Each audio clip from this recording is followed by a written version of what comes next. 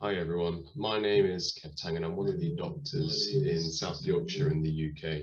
I'm hoping we'll have seen some of you before, but if not, then welcome to the next webinar in the Mind the Bleeps radiology series.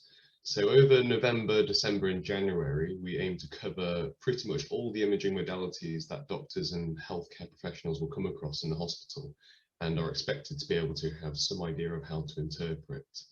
So last year, Dr. Murari took us through the chest X-rays, which is probably the most common plain film requested in the hospital. And tonight, Dr. Fran Hughes will take us through a structured approach to the abdominal and pelvic X-rays, which are two of the also more commonly requested plain films in hospital. And often junior doctors find them quite difficult to interpret. So she'll go through a logical approach to interpreting both these plain films, and we'll discuss some cases with you. So we'll just crack on with it then. So Fran, I'll hand over to you if that's all right. Hi, yeah, that's fine. So as Kevin said, my name is Frances Hughes and I'm one of the radiology registrars in Sheffield in the UK. So we're going to have a quick look through how to approach abdominal and pelvic X-rays. We're going to start with abdominal X-rays. We're going to have a quick note on why these X-rays are performed, go through some of the important signs, mainly things that are going to be relevant to any junior doctors working on wards, and then we're going to talk through a system for reviewing all the different areas of both of the types of X-ray. So we'll start with abdominal X-rays.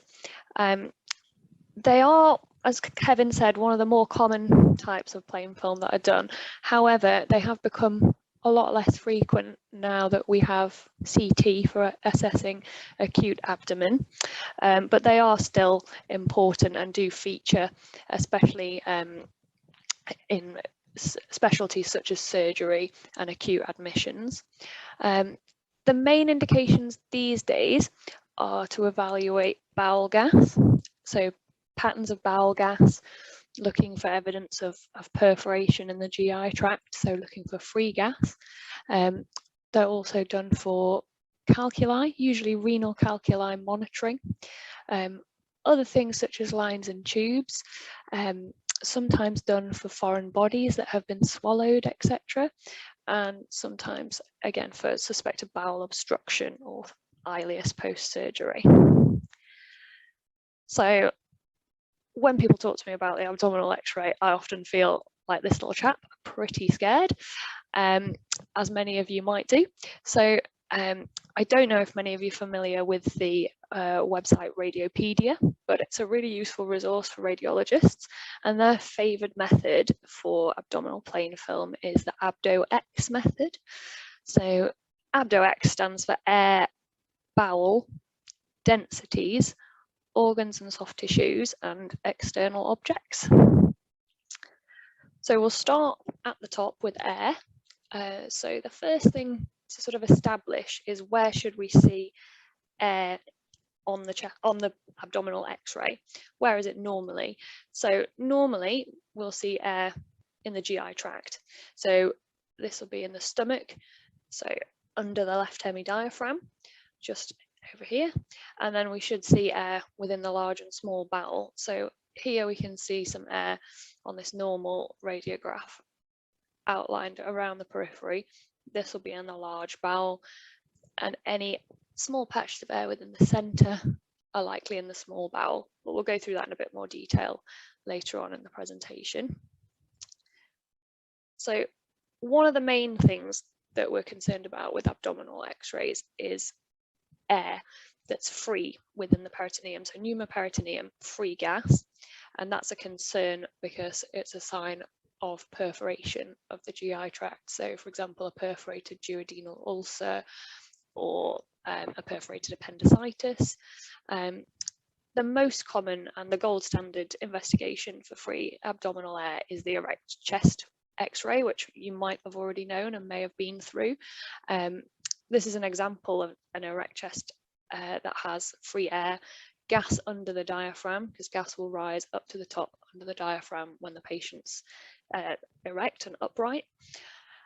So that's one form. On the abdominal plain film, one of the common findings is what we call Wriggler's sign. It was quite hard to find a really obvious example of this, so I've shown it again on an erect chest radiograph. You can see the free air again under the diaphragm, but you can also see on this side, you can see that you're seeing the outline of both walls of the bowel. And this has nicely been marked with some arrows on this example that I've borrowed. So it just makes it a little bit more obvious. And Wriggler's sign is when we see air on either side of the bowel or any hollow viscous like the stomach. So that just highlights that there's free air. There are a couple more signs that are useful in pneumoperitoneum. So the next one is more commonly seen in children. So this is a radiograph of an infant, and it's called the football sign. It's where we can see this sort of spherical shape in the abdomen. It's very lucent, and we can see these bulging flanks at the side. And supposedly this looks like a football. I don't know how convinced you might be by that. I think it looks more like a rugby ball, but it's one of the lesser seen signs. And another one to know about is the falciform ligament sign. Falciform ligament is a ligament within the liver which separates the right and left lobe of liver. And when there's a large volume of free air in the abdomen, you'll be able to see it. So you can see the top of this radiograph is very lucent, and we can see this white line running down the center of where the liver would be. And that's the falciform ligament that's been outlined by air on either side. Again, it's more commonly seen in children, so that's why I've used a radiograph of a child. One common pitfall is what we call Kylie Dt Sign, and this is when you see gas under the right hemidiaphragm. Normally that would be very concerning, and it would suggest that there's been a perforation, but here we can see that this looks like it's within a loop of bowel. It's very rare to have a loop of bowel come up above the liver, but it does happen as a normal variant in some people. So usually one of the best things to do is to check back at any previous radiographs that the patient has had and see if this has been seen before. But otherwise, it's probably worth discussing something like that with a radiologist, just to make sure that you're not making a mistake. So next is B for bowel. So we'll start with the colon, or the large bowel.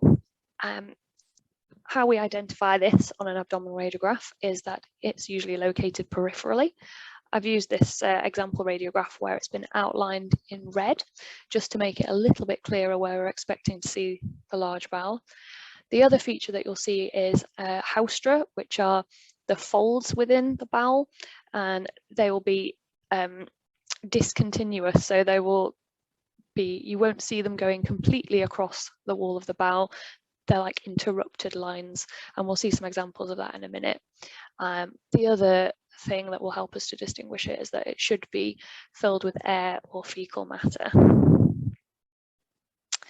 So this is an example of a very dilated large bowel, just to make some of those features clear. So it's running around the periphery. And if we look quite carefully, we can see some of these haustra. So one of those is here.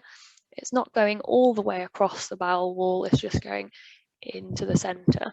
And we can see them running all across it. So moving on to the small bowel. Small bowel is located more centrally. It's highlighted here in blue in some areas on this radiograph.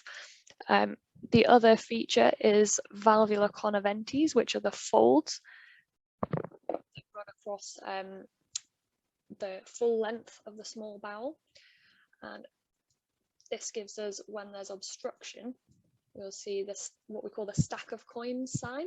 So this is a very enlarged small bowel, and you can see those folds running right across, all the way across the diameter of the bowel, and they are said to give us a stack of coins appearance. So thinking about the bowel and how large it should be, it's quite hard sometimes to tell whether the bowel is dilated or not. So we tend to use the 3-6-9 rule, which is a very simple, rough way to look at it. So the small bowel should be less than 3 centimeters. If it's above that, then it's probably dilated. The large bowel, it should be less than 6 centimeters, and the cecum should be less than 9 centimeters. So if you're measuring any of these areas larger than those numbers, then there's probably dilation of the loops. One of the final things to talk about with the bowel is to look for bowel wall swelling. This is a little bit more subtle and maybe not as relevant for when you're working on the ward, but if you can identify it, it's probably very impressive and quite helpful. So I've used this example here because it's one of the more obvious examples that I could find. So what we're looking for is bowel wall swelling, which would be due to edema of the bowel, so usually caused by inflammatory or infective conditions. And it's said to have a thumbprint appearance. And that's referring to how we can see the bowel wall looking quite sort of indented. And I think I've got a little figure just to show it's supposed to look like the impression of a finger pointing into the bowel. And you can see the wall here, the outline is much thicker than some of the other examples that we've seen. So moving on to densities that you might see on the abdomen. It includes things like looking at the bones, assessing the femoral head and neck, which we'll go on to a bit more detail later with the pelvis. Also looking for calcification and for stones. So we'll have a look at a few examples of densities. So on this radiograph here, there's a very pronounced density over here.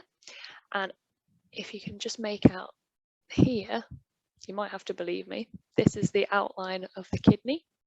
So this would be an example of a renal stone. Just an arrow for a bit of assistance. On this radiograph, it's not coming out so clearly, so I've magged it up a little bit. But here, just underneath the ribs, we can see a collection of densities, and that would be what a gallbladder full of gallstones would look like.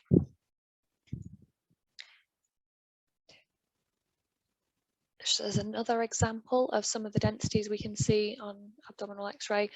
We've got a large number of opacities here in the center. These are within the medulla of the kidney. So this would be an example of nephrocalcinosis. Organs are the next thing that we look at on the abdominal film. Just to help us all out, I've got this image where we've coloured over the organs just to help us see them a little bit better, because it can be really difficult to identify some of the soft tissue structures on the abdominal X-ray. So here in purple is the outline of the liver. We've got the outline of the spleen here in pink. Kidneys in the centre in orange, and they're often a little bit easier to see than some of the other organs. And then down in the pelvis, you may or may not see the bladder depending on how full it is when it's been imaged. So we'll just have a look at a few of the more obvious examples I could find where some of the soft tissues were abnormal. So this is a patient with hepatosplenomegaly, and it will just trace the outline of the liver. It's coming very far down into the pelvis. And then if we look over here at the spleen, again, it's enlarged and coming right down almost to the iliac crest. So that would be an example of an enlarged spleen. I've got another example here. This is a very difficult to look at abdominal X-ray. I hope you'll be able to appreciate that it's quite abnormal. I've got quite a large soft tissue density structure arising from the pelvis and coming up into the center of the abdomen. And this was actually an ovarian mass, but it doesn't matter too much what the diagnosis is. It's more the principle that we're looking at, that we can see that there's a really enlarged soft tissue organ there. So finally, external objects. So that's going to include things like foreign bodies that may have been swallowed, medical devices, and then artifacts as well from patients' clothing, jewellery, etc. So just a few examples of some medical devices that we might see, really commonly seen here in the pelvis. We can see this little T or Y-shaped structure, and that's in a contraceptive device there in the uterus. Another example here, we've got this really dense object with a tube, and here this is a port. So this is a metallic object, and this is actually a gastric band, and the wiring and port for a gastric band. So we'll have a look at a few cases now, and it would be great if people could contribute any ideas. I'm happy to go through them and go through the answers myself, but if anyone could contribute, that would be great. So we're going to start with this one. So I'll give you a bit of history. So this is a 78-year-old man. He's come from a care home, and he's been admitted with a one-day history of abdominal pain and increasing abdominal distension. He's not opened his bowels for the last 24 hours. I've tried to choose one that has quite a big abnormality. So if anyone can give us any contributions, that would be great. All ideas are welcome. So I'm just having a little look at the comments. It looks like a few people are mentioning bowel obstruction and talking about the large bowel. So they would definitely be right. This is, you can see that the principles that we were talking about before, so the haustra, the folds that don't run all the way across the bowel, just run into the center, we've got some of those here. So you've correctly identified that this is part of the large bowel, not the small bowel. Interestingly, this is a type of bowel obstruction. I can't measure the size of the loop, unfortunately, on here. I could have put an arrow on for you, but this would be measuring up to 10 centimeters. So it's very enlarged, large bowel. We can see another piece of bowel in the background here running away, and that's also a piece of large bowel. We've got those folds running across. So I think a couple of people have got it on the chat now. So this is a sigmoid volvulus. So this is when the sigmoid colon has twisted on itself and has obstructed. This will need decompression. So it will need a rectal tube inserting. And this is a classic sign on an abdominal film. It's called the coffee bean sign. I'm not sure if any of you have come across that before, but this is supposed to look like a coffee bean because we've got the sort of central line, central density down the middle, and that's separating the two loops of bowel that have twisted on themselves. So that's great. Thanks for everyone's contributions. Case number 2. We've got a 56-year-old woman. She is 5 days post-cholecystectomy, so she's had a gallbladder removed, and she's presented with some abdominal pain, not really opening the bowels properly. So if anyone's got any thoughts on this one, that would be great. So again, just looking at sort of what type of bowel we're seeing. Are we looking at large bowel? Are we looking at small bowel? What do you think might be causing it? Just have a quick look at the chat and see if anyone's got any ideas. That's great. So lots of people are suggesting a post-op ileus. So that would be a really good thought. So when I'm looking at this one, the process I would have been thinking about is I can see obviously some large dilated loops of bowel. Here peripherally, you can see a big large bowel loop that's dilated. We've got those haustra folds, and it's peripherally located. But then if we look in the center, we can also see some small bowel as well that looks dilated. So we've got those lines running all the way across, and they're dilated in the middle. So we've got large and small bowel dilation, and this is common post-op, commonly due to an ileus. So that's where there isn't a true obstruction of the bowel, but the movement of the bowel is slowed, causing things to back up and causing a picture that looks very similar to obstruction. So well done to everyone for getting that one. Third case, on a similar theme, I'm really going to hammer it home because these are the most important sort of cases on the wards. We've got a 40-year-old lady. She's got previous history of a C-section and a cholecystectomy. They were both 10 and 15 years ago. She's presented acutely unwell with abdominal pain and some abdominal distension. If anyone wants to give us any suggestions for this one, that would be excellent. I'll just have a quick look at the chat, see if anyone has mentioned anything yet. And if anyone can come up with what might be causing the presentation, that would be great. Right, excellent. So lots of people saying small bowel obstruction. That's brilliant. That's exactly what I was hoping you would say. We've got these big dilated loops in the center. We've got the folds coming all the way across the valvular conaventes. So this is small bowel obstruction, and yeah, one of the commonest causes of small bowel obstruction. One of the most common, hernias. This lady doesn't have a hernia, but previous surgical history, yeah, she's going to likely have adhesions, especially in a young woman as well with a surgical history. So well done to everyone for suggesting that. And I think this is the final case in the abdomen section. History here is a 50-year-old man. He's presented with some left lower abdominal pain. He's also got a sort of 1 to 2 day history of abdominal distension. Not been opening the bowels for the last 48 hours.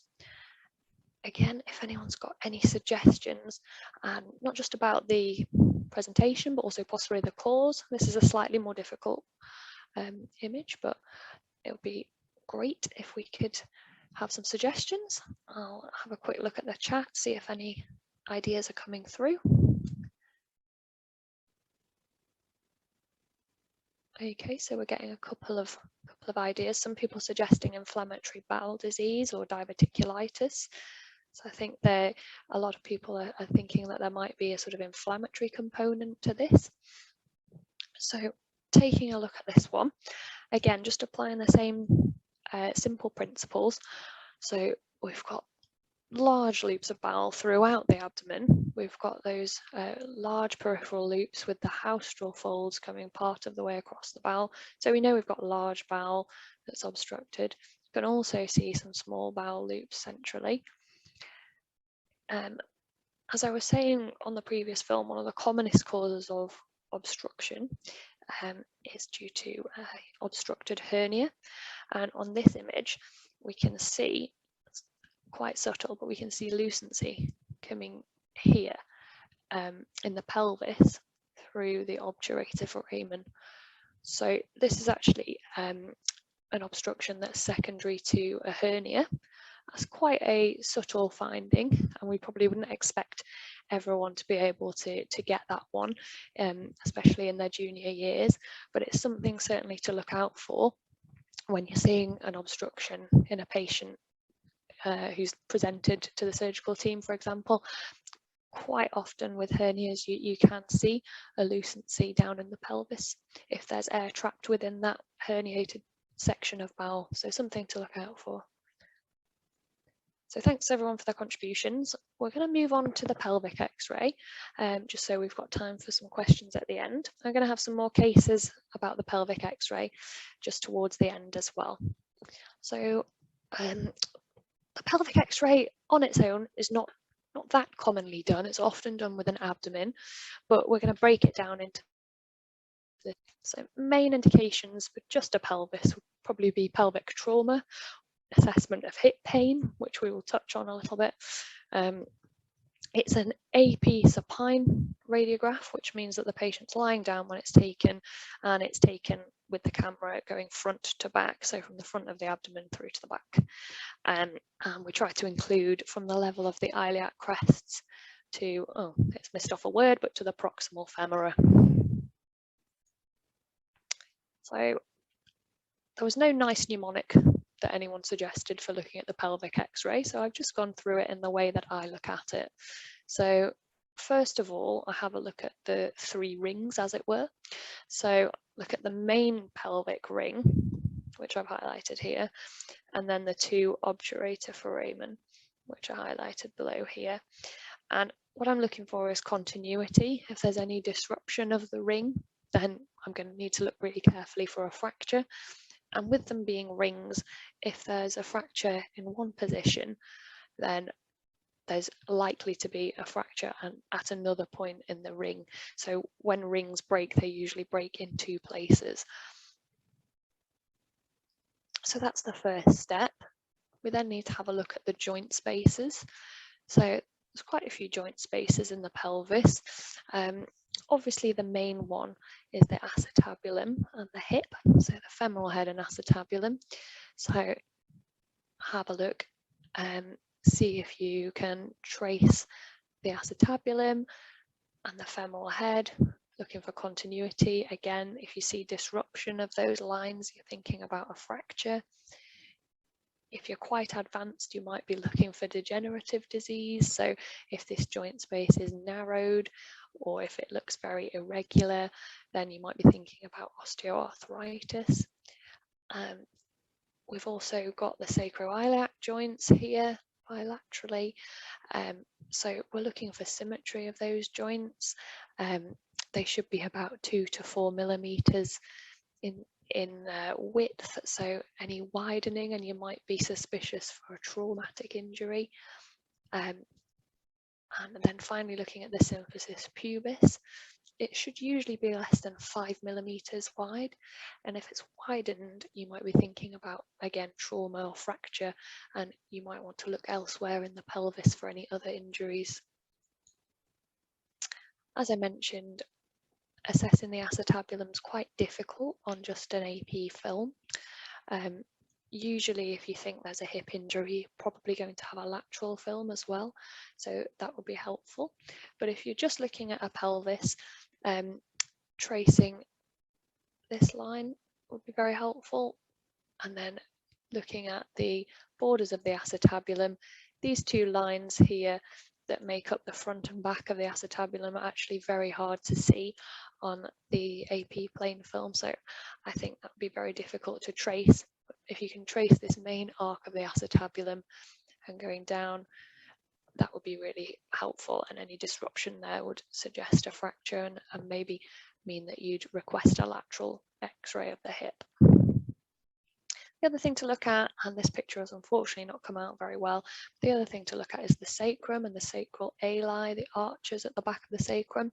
So you want to be tracing those as well. They should be smooth, they should be symmetrical on both sides, and any disruptions making you think about a fracture. Also assessing the proximal femurs, so looking for the smooth lines down the neck of the femur, looking at the trochanters, and then into the proximal femur, but that's probably more for an MSK talk. One of the main lines that I look at, you might have heard of because it's quite commonly talked about, is Shenton's line. That's this curved line here that goes from the bottom of the proximal femora and into the pelvis. It should be continuous and smooth and make this curved arc, and if you see them looking asymmetrical from one side to the next, and that's quite suspicious for a fracture of the proximal femur. So it just makes you look that little bit more carefully if you can see a fracture there. So we're going to move straight on to some cases.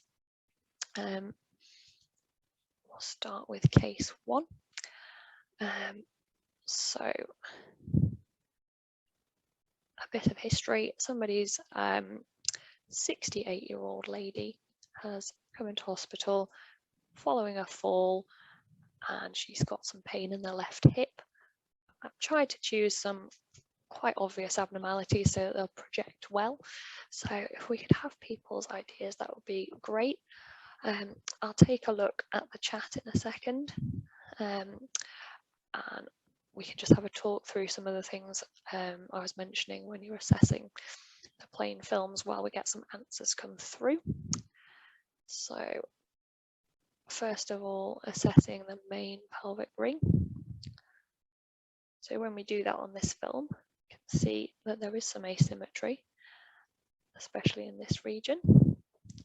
Then we'll be tracing the obturator foramen. This one's not very clearly seen because of the angle. Then tracing the joints, so the sacroiliac joints here, they look nice and symmetrical. Tracing the symphysis pubis, again, it looks symmetrical and not too wide. Tracing the hip on this side, and then also on this side around the femoral head. I'll take a look at the chat now, see if we've got any ideas before I give away what the answer is. So, having a look through, lots of people have identified that there's some pathology on the left, and lots of people have seen that there's a fracture of the neck of femur.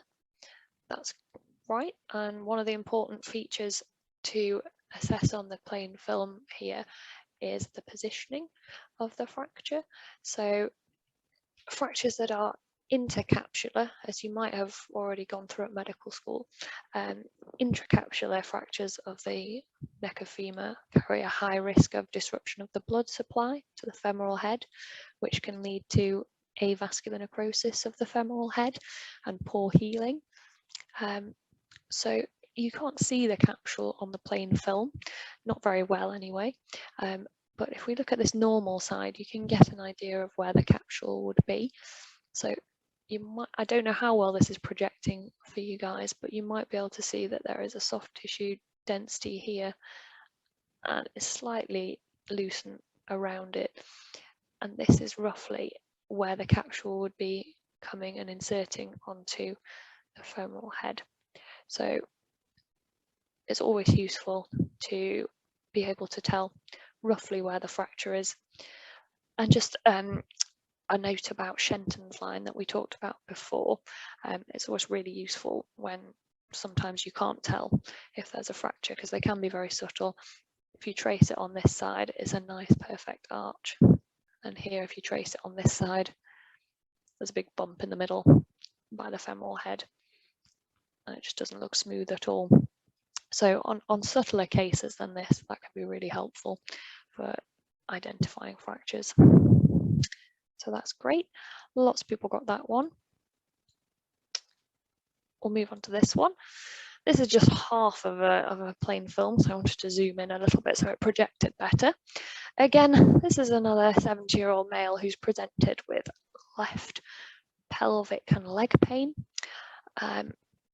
Again, I'll wait for some ideas to come through and then we'll talk through some of the findings.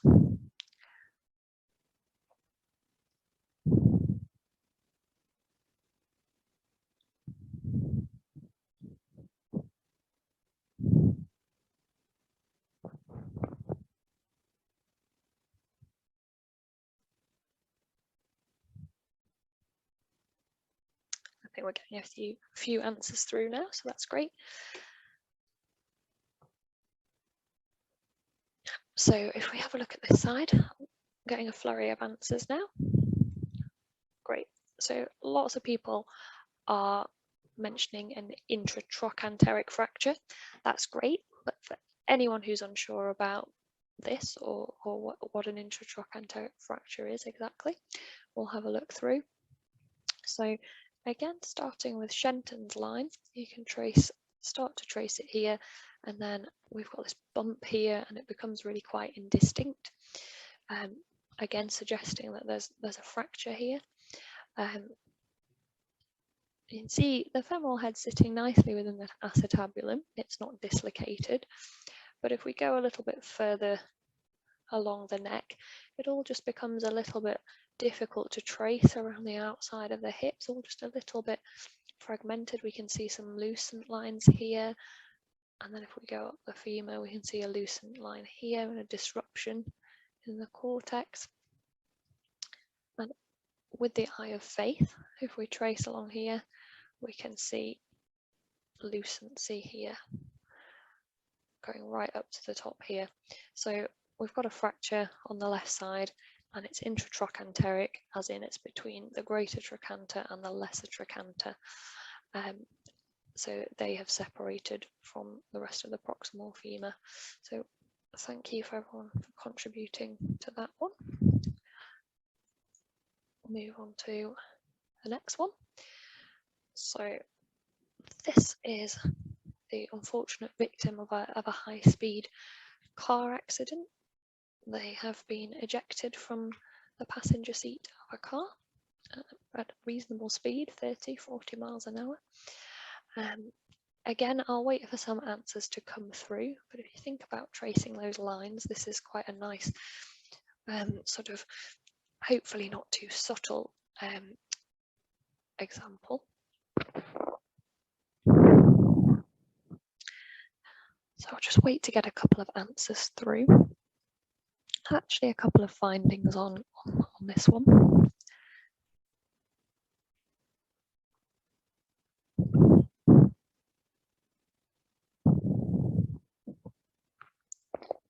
Great, so we're starting to get a few answers through now. A couple of people noticing different things, various different things. So what's interesting with this one is there are a few different things going on, but they all sort of come together. So if we start with having a look at the sacroiliac joints, we can trace one nicely here.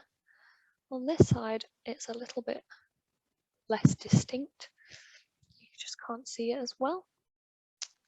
And there's a bit of a lucent line here. Lots of people in the answers in the comments have been suggesting a fracture of the ilium.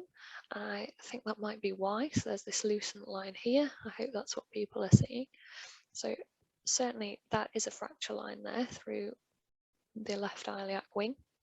We have a look a bit lower down in the pelvis. It does all just look a little bit unusual. If we trace the pelvic brim, it's not at all matching up. You can see here that the pubic symphysis looks a little bit too wide. We look on this side, obviously Shenton's line nice and intact over here.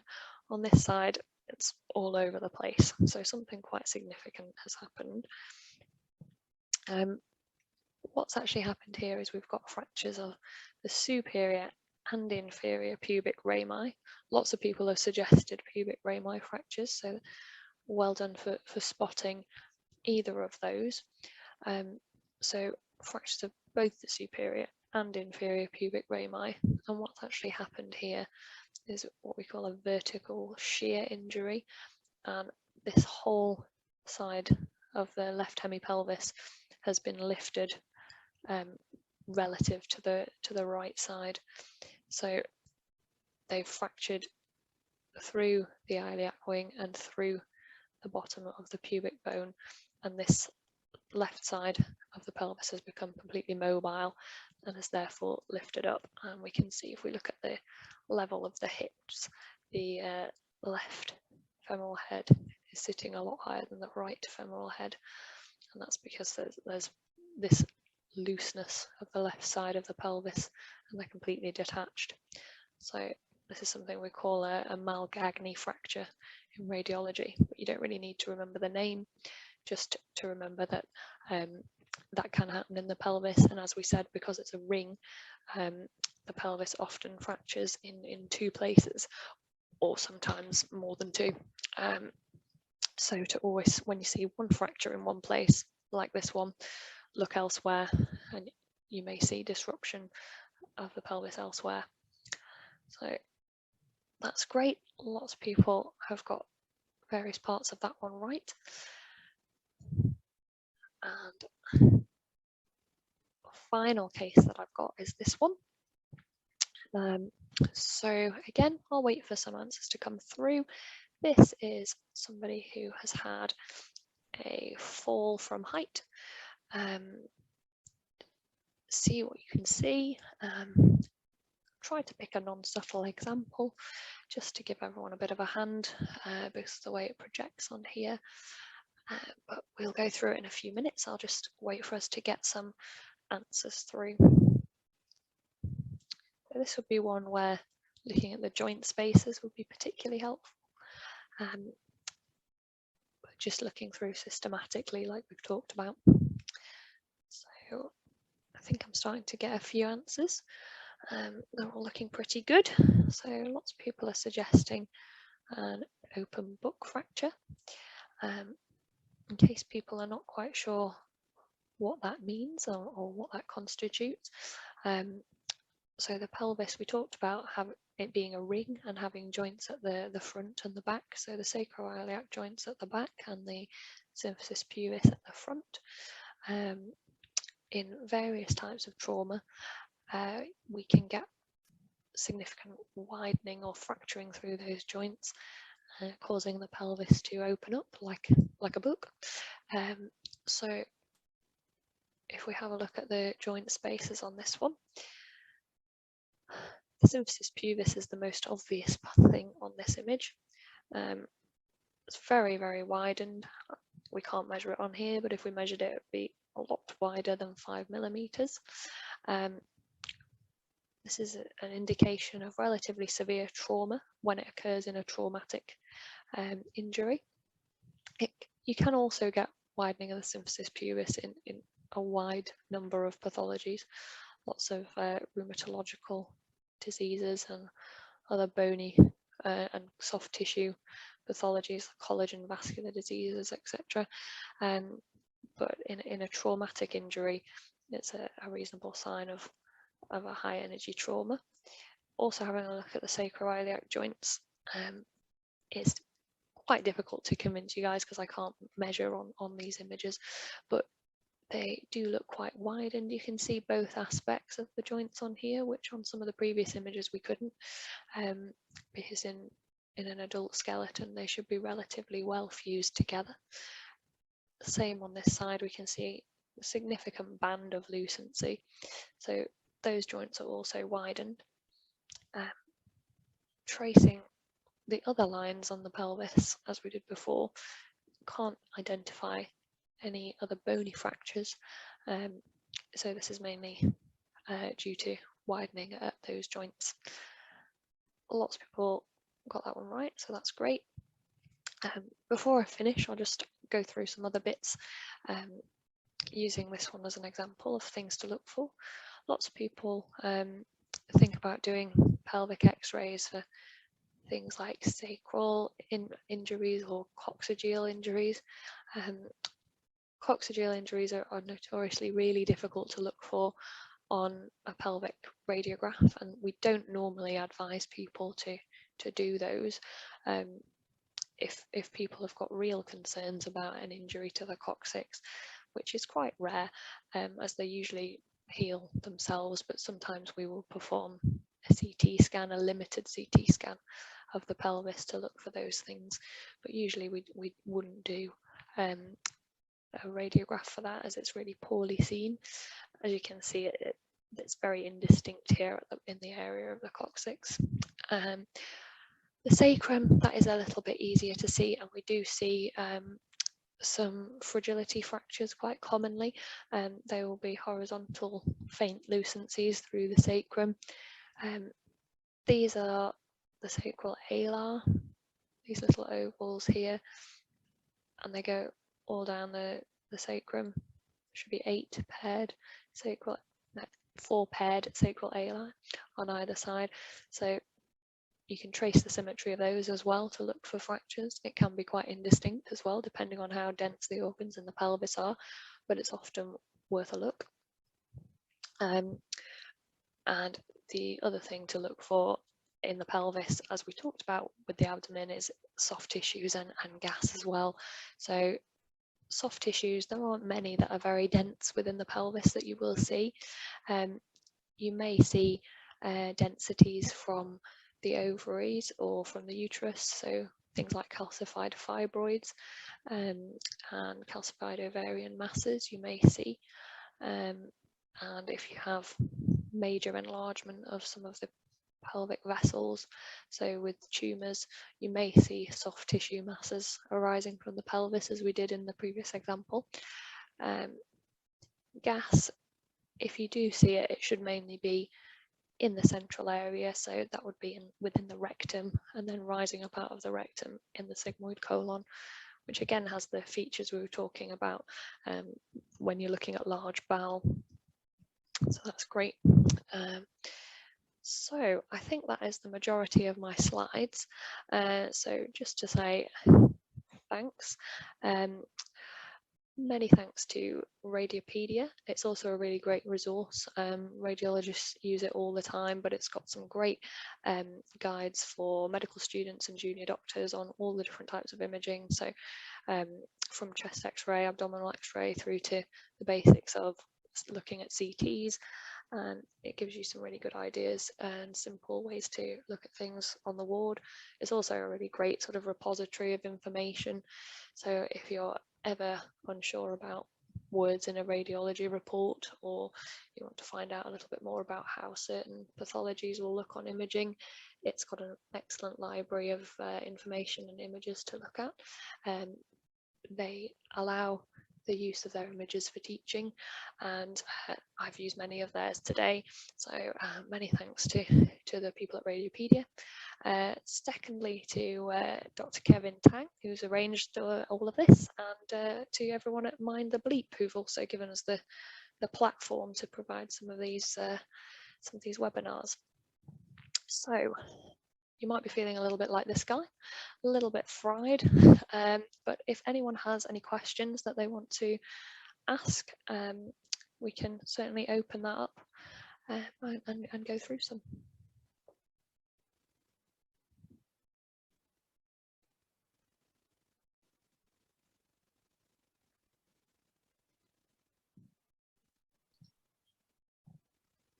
Thanks, Fran. That was fantastic. You've taught us all quite a lot this evening.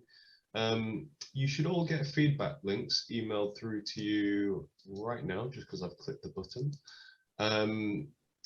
That might go through now, it might go through in the next couple of minutes. I'm just going to paste it all into the chat box now as well. Give me a quick second. So you should be able to see that too in the chat box. So once you fill in the feedback form, you'll get the certificate sent straight to your email instantly. So this Saturday morning at 11 o'clock in the morning, Dr. Henry de Boer will be kicking off the start of the MSK bit of this series, and he'll be starting with a structured approach, cases and pitfalls of hand and wrist X-rays, which I'm sure we can all appreciate is one of the more difficult X-rays as junior doctors to interpret. And then 2 weeks from now, on Wednesday evening at 8 PM, Dr. Kang will be presenting an approach, cases and pitfalls of lower limb MSK. So that will be covering knee, ankle and foot X-ray interpretation. So this MSK section of the radiology series will be quite useful actually, especially if you're going to end up working in A&E, because there's often no teaching about interpreting plain films, and then suddenly you start working in A&E and then you're suddenly expected to be able to know how to identify fractures. So this will all be very useful. So the link to register for those webinars are in the chat box below. So don't forget to sign up for that so you don't miss out. And also the last link will take you to the Mind the Bleep website, where you can sign up for all the webinars for radiology and also the webinars for medicine, surgery, urology, and there's a pediatric series which has started already as well. I think there are some questions in the chat box, Fran, if you want to have a quick look. I'll just have a quick look. Let's have a look.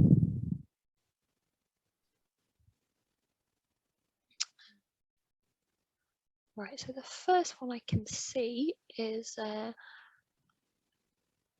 somebody's asking about how to identify inflammatory bowel disease on plain film. So it can be quite difficult, admittedly, and to be fair, most of it is looked at on CT these days, but some of the basic features, I'll see if I can go back in my slides to the one sort of useful image that I have for that, and just talk a little bit more about some of the features of that. Let's see if I can find it. Yeah, here we go. So in terms of features within the bowel itself, the key one that we see is edema. So fluid thickening in the bowel wall, can be in the small or large bowel. It gives thickening of the wall, which we can see quite clearly on this X-ray, but is not always very clearly seen. One of the secondary features of that is this thumbprinting pattern, which is like the loss of the normal features of the bowel. So those haustra or the valvulae convergentes, we don't see those so clearly. We see these sort of smooth indulations. Another feature that you can see is called lead piping. This is when the bowel just looks either a small bowel or large bowel piece that looks extremely smooth. You can't see any undulations in the wall at all. You can't see any of those haustra or valvular convergentes, and that's to do with swelling of the bowel wall as well. Some other features that you can see on plain film, one of the main ones would be toxic megacolon. Unfortunately, I haven't got a picture of that, but it does look like many of the cases that we've seen of large bowel obstruction. So that's sort of an acute presentation of inflammatory bowel disease. Other things that you can sometimes see on a plain film that are related to inflammatory bowel disease, one would be free gas, so pneumoperitoneum, if there's been a perforation of the bowel because it's become so friable. Other things you might see that are related a little bit more tenuously, we always in radiology, when we suspect someone's got inflammatory bowel disease, look at the sacroiliac joints. One of the main features that we see in the bones of patients with inflammatory bowel disease is fusion of the sacroiliac joints bilaterally, so you won't see those lucencies in the joints there. They will be completely fused. And other things that you might see on plain film, patients with inflammatory bowel disease have got an increased risk of forming gallbladder stones, so you might see some stones up in the region of the liver, and they are probably the main features that we see on plain film. Let's have a look at any more questions. I hope that gives you a little bit more information. Let's have a look. I can see somebody's asking to elaborate a little bit more on Wriggler's sign. That's fine. I think it's a really, really difficult sign. And yet we're all sort of taught it at medical school, but I think it's really hard to see. I'll see if I can go back to my image. I used to find it really confusing and a little bit sort of off-putting, but when it comes down to it, it's actually quite simple, the principle behind it. So it's often called the double wall sign, and basically it's because we have gas on the inside of the bowel wall, and we also have gas because it's free within the abdomen on the outside of the bowel wall. So the bowel wall looks different to how it normally should. We can see both the inside of the wall quite clearly and sharply, and also the outside of the wall really clearly and sharply. So the arrows are sort of outlining that here. I always found it really difficult to look at when I was in medical school and in foundation years. It's only really since doing radiology training that I'm a lot more confident with it. I'd suggest if you want a little bit more experience with it, look up some images on Radiopedia. They have a whole batch of images where you can look at different abdomens that have got Wriggler's sign on them, and they can be really helpful just to start being able to sort of get your eye in to what that should look like. I know that's a little bit vague, but one of the best things to do is to just look at it lots of different times on lots of different images, because it's really hard one to get. I'll just see if there are any other questions. There's one here about looking at the difference between the valvular conaventes and the haustra. So let me see if I can get one of the images up to help us. Let's try this one. So again, it's really difficult when you've got dilated bowel, but usually if you stick to the principles, it can give you a lot of help.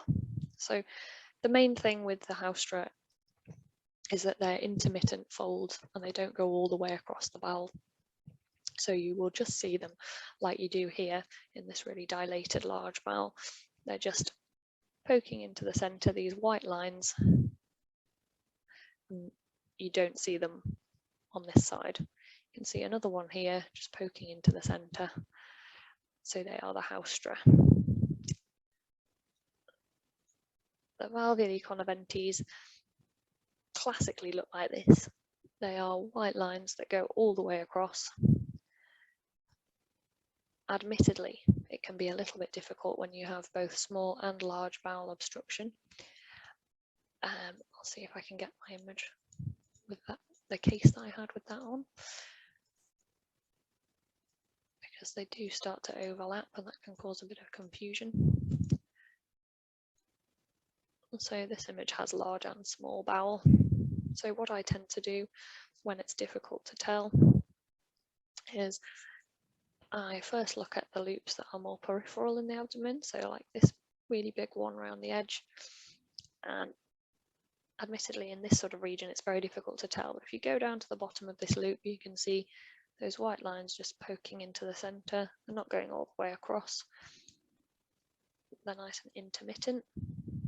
Looking more centrally, again, once the small bowel is overlaid on the large bowel, it can be really difficult.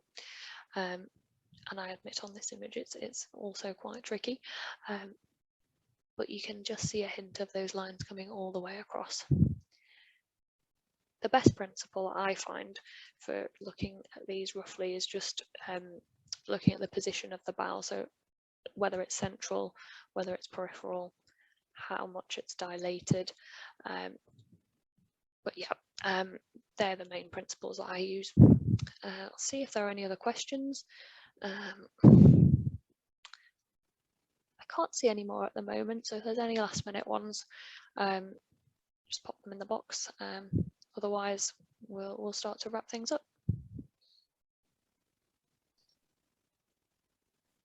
Thanks, Fran, that's great. No problem. Give it one more minute, just in case there are any last minute urgent questions. And then Yeah, that's fine. So yeah, don't forget to leave the feedback, because that's exactly how you get your certificate, to show that you've attended this one. And then don't forget to sign up for this Saturday's morning on the hand and wrist X-ray, because that should be really interesting as well. And we'll see you next time. We have a question. Could you please go back to the slide on the kidneys with multiple opacities in them? Didn't quite catch the name of that condition. I can do, yeah.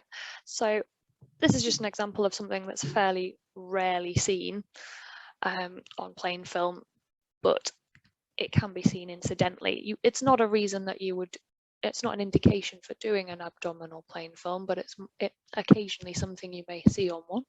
And it also just helps us to get an idea of where the kidneys are, because they're very calcified on this image. So it gives us a nice image of those soft tissue kidneys here. So multiple opacities, and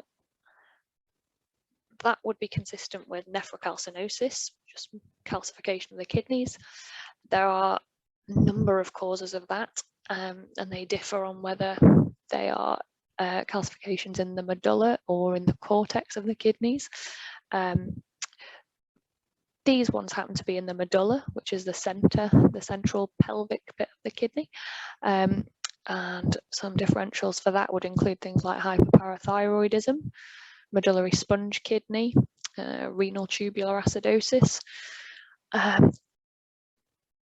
cortical nephrocalcinosis. That would be due to a range of things, so hypo and hyperthyroidism, and Alport syndrome, many of these sort of congenital things can cause that. So it's something rarely seen, but when you do see it, it's quite useful to not panic and to know what those calcifications are due to. They also give us a nice outline of the kidneys as an example. So I hope that's explained that one. Great, so I think we'll wrap it up there. So thanks again, Fran, and we'll see you all this Saturday morning. Thank you very much. Thanks, everyone.